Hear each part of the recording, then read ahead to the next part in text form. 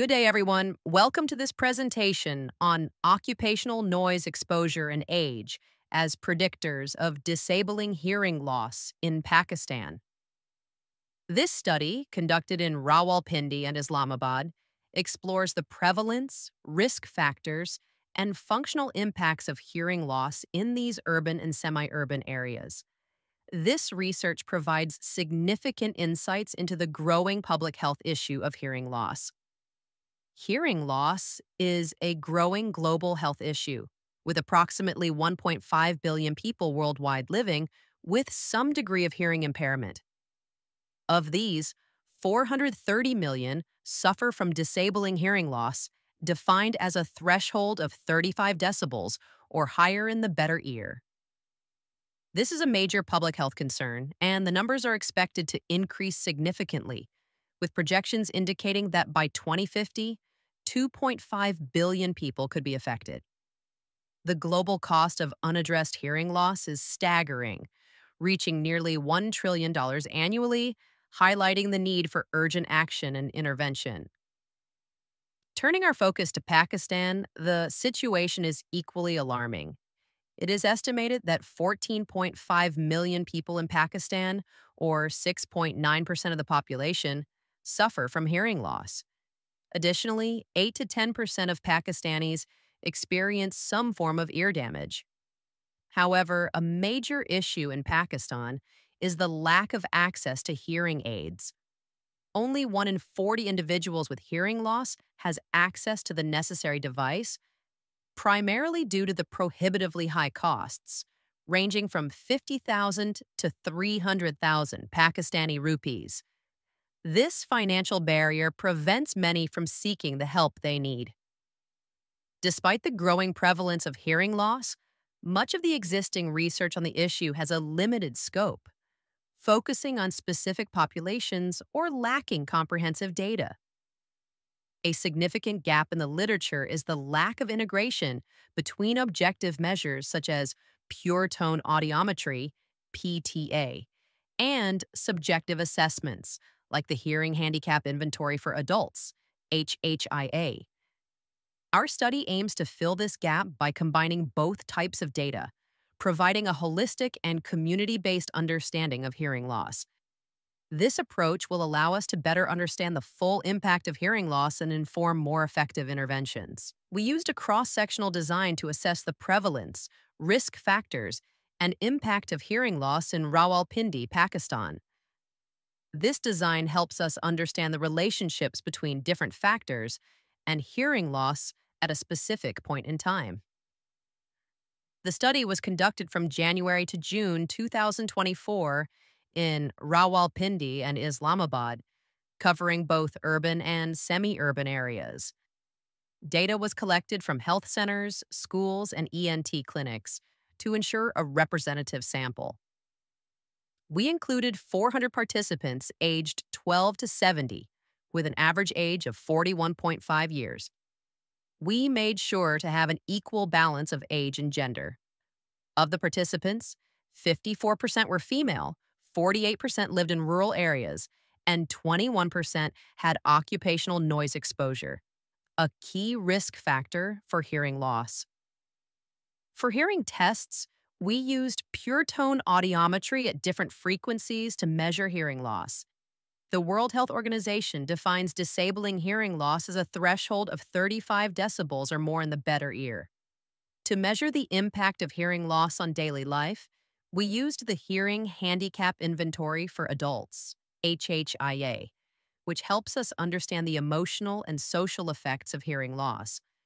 This tool is validated for use in Pakistan. For analysis, we used SPSS V25 to conduct bivariate tests like chi-square and t-tests, and multivariable logistic regression to identify the main factors associated with disabling hearing loss. Let's go over the results of our study, focusing on the prevalence, types, and predictors of disabling hearing loss. Prevalence and severity of hearing loss, PTA4. We found that 22% of participants had disabling hearing loss, defined as a hearing loss of 35 decibels or more in the better ear.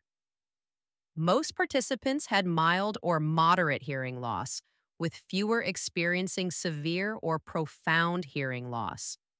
This shows the importance of early detection, even for mild or moderate cases.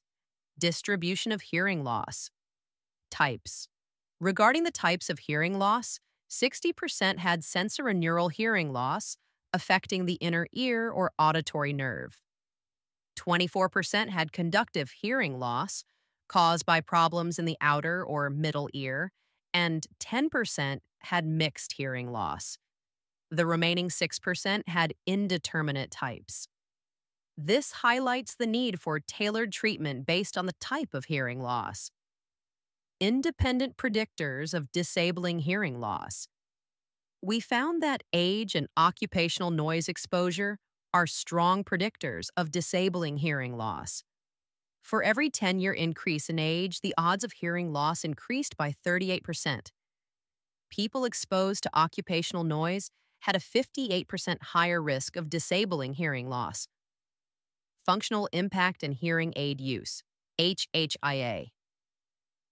Using the HHIA, we found that participants who used hearing aids had lower HHIA scores, meaning less impact on their social and emotional well-being.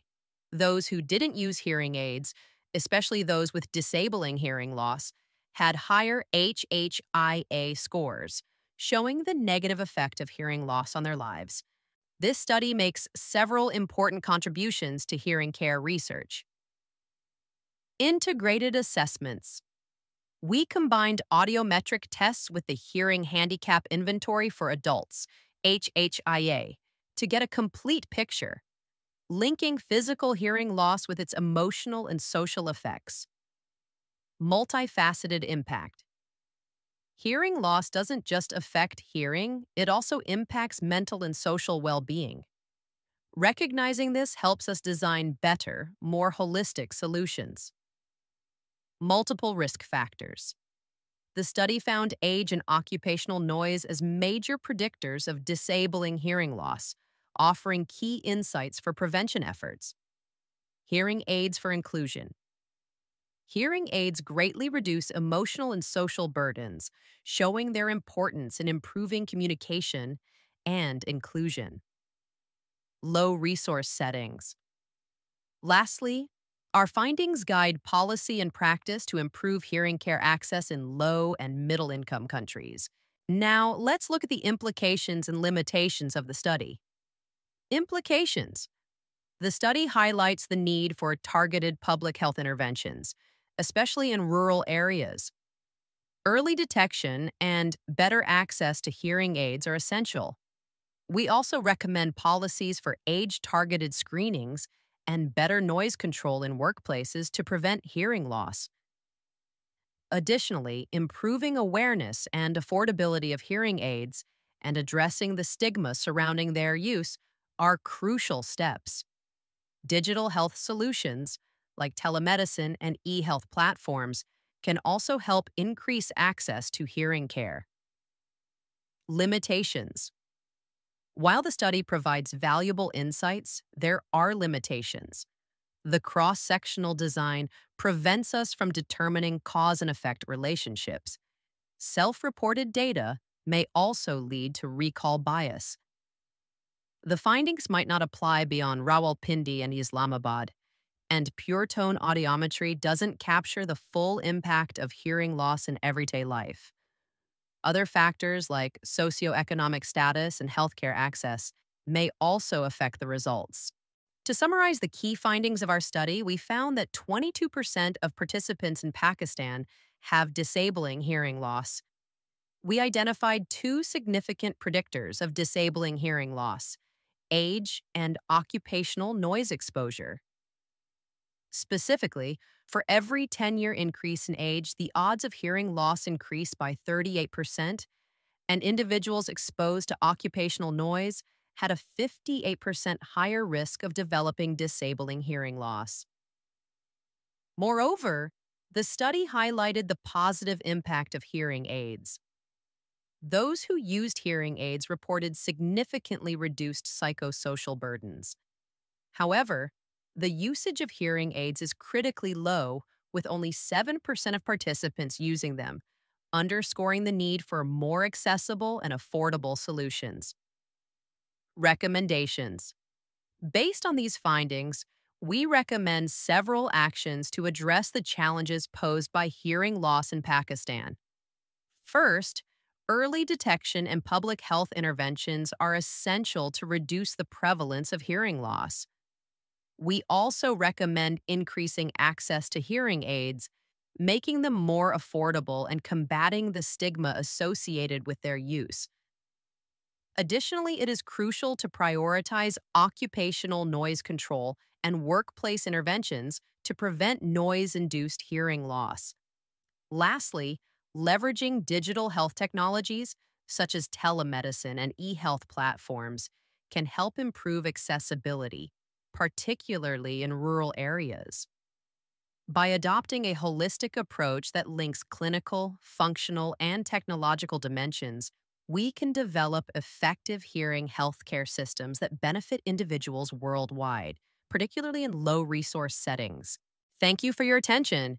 You can access this article through the Language, Technology, and Social Media Journal website, or by clicking the available DOI link or scanning the barcode.